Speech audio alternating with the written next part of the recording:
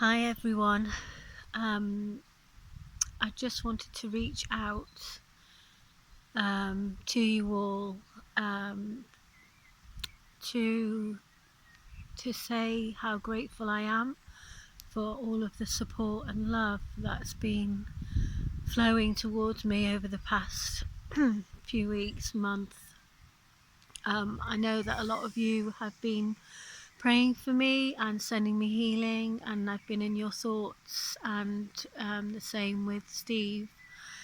And I just wanted to reach out to speak to you because I've felt so much love and so much support through everything that I've been through for the past few months, and I just wanted to express my gratitude for that. So grateful for everyone and their love. It's meant such a lot to me, and it actually got me through.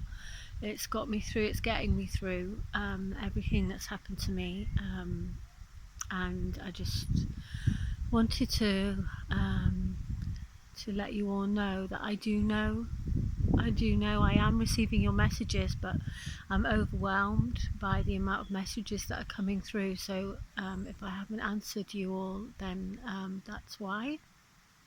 um, Yeah, and also I wanted to share something with you that I feel is critical for this time, and everything that's happening now with this great turning. And it comes from the experience that I've had over the past month with my love passing over.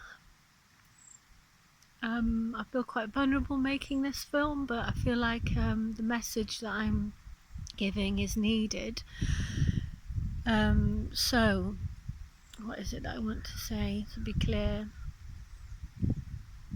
So this has been a huge rites of passage for me, being with my love as he passed over, and being with the process of death, and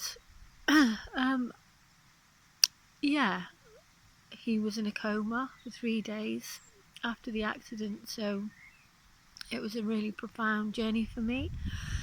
I'm not going to go too much into it, but what I wanted to share with you, which I think is critical for everything that's happening on the earth now, is that what I've learnt.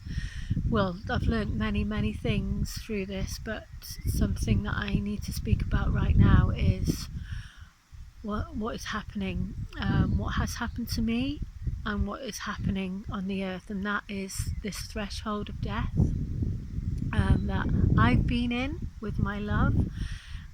He's been in, and also we're in as a collective, as a people, as a race, and all our relations, I guess, are going through this too. So for me to be fully present with the journey I've been on with my love,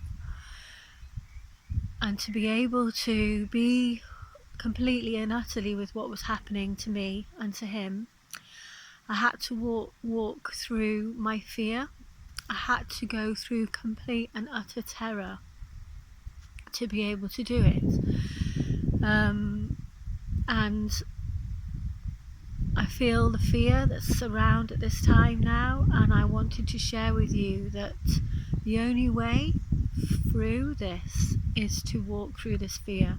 And I know Hannah put out a bit of a video yesterday about the disorientation that you're feeling. So the disorientation that comes at the beginning of this initiation, this rites of passage, is the separating of ourselves from everything we've ever known, or in my case from my partner, is disorientating to start with.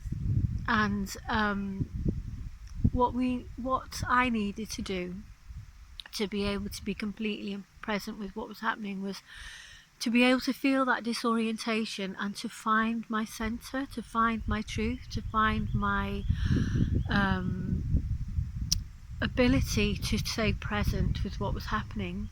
And that's true for us all now. Is what we have to do is to allow ourselves to remember who we really are and all of the things that we've learned in our lives. If you have any spiritual practices or healings or ways of getting yourself through, to put those into action. So the separating and facing the fear, that all of the different fears that come up, the terror of the initiation, the terror of the experience, and the separating, and the change that's occurring, which is the rites of passage, is the terror needs to be met and need to be dealt with, because if you don't allow yourself to feel the terror and to move through the fear, to name the fears, all the what ifs, the what if I die, what if he dies, what if we get ill, what if we get sick, all of those things need to be met, and you need to find your spiritual center around how to deal with that fear. You need to find those inner resources to find your way through the fear. So in my case, what I've just been through, I had no choice. Because I was the only one there to put into action everything that I'd learnt in my life, all my shamanic training, all of my ability to understand trauma, everything, to move through fear, everything I'd ever learnt, I had to put into action in a really strong way, because I had no choice. Because I needed to be there completely and utterly. I needed to be completely and utterly present. And that is the same for us all now. We have to find the inner strength, the resilience, through whatever way that you do that in your own life, to meet the fear that this is bringing up, the fear of the virus, the fear of the changes that are happening, the fear of the isolation, and the disorientation that you're feeling. You need to come back to your inner radar, into your inner compass, and let that guide you through what's happening. Because I promise you, because of what I've experienced, I know that if you do that, if you do this, if you work through your fears, whatever they are, even some of you who are feeling that these are great changes that are happening and it's really positive, will be having some fear coming up that's going to block you from seeing what's truly happening. And I promise you that there's going to be great beauty that happens from this fear, from this change, from this rites of passage. And there will be this time of renewal that will come, where if you're completely and utterly present with this process, with these great changes, in my case with the death of my partner, you start to understand, you start to see what is behind the physical changes that are happening, behind the rites of passage. And me and Steve are working with the Vision Quest, and his tradition with the School of Lost Borders was, the whole thing about rites of passage. You have this time of separation, but then you have this time where you search for a vision, and in that time you have to find your way to creating ceremony. How do you find your visions? You do self-generated ceremony, you do meditation, you do whatever you need.